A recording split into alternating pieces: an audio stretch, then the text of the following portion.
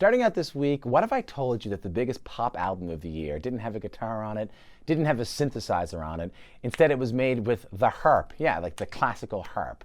Joanna Newsom, a few years ago, released kind of a fringy album called The Milk-Eyed Mender, which ended up becoming a real success all around the world, even though she has kind of an elfin voice, and again, she plays the harp.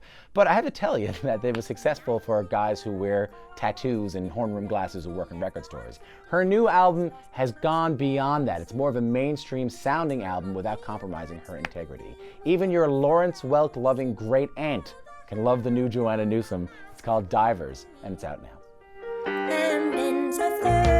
I try to do well, but I won't be. Will you tell the one that I love to remember and hold me?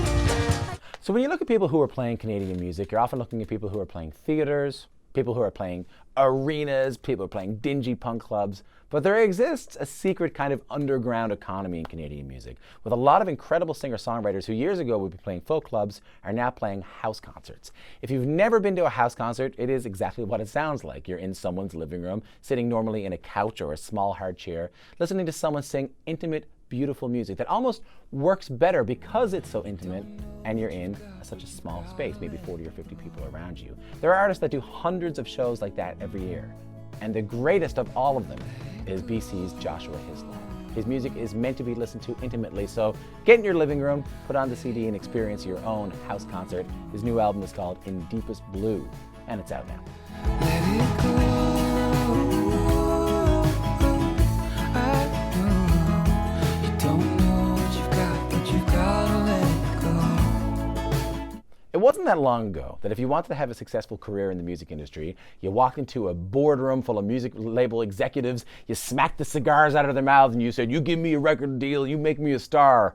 It ain't like that anymore. These days, if you want to make it, you just got to get Taylor Swift on your side. She's done it with artists like Vance Joy, artists like the Mowglis, and now Elvi. Already a side project of the super successful indie rock band The National, they've catapulted into even bigger mainstream success when Taylor added them to her list of music you need to hear. The new Elvi is certainly music you need to hear. It's called Return to the Moon, and it's out October 3rd. Wish I could have been there when you were driving away for California. If you gotta go somewhere, then you better go somewhere far.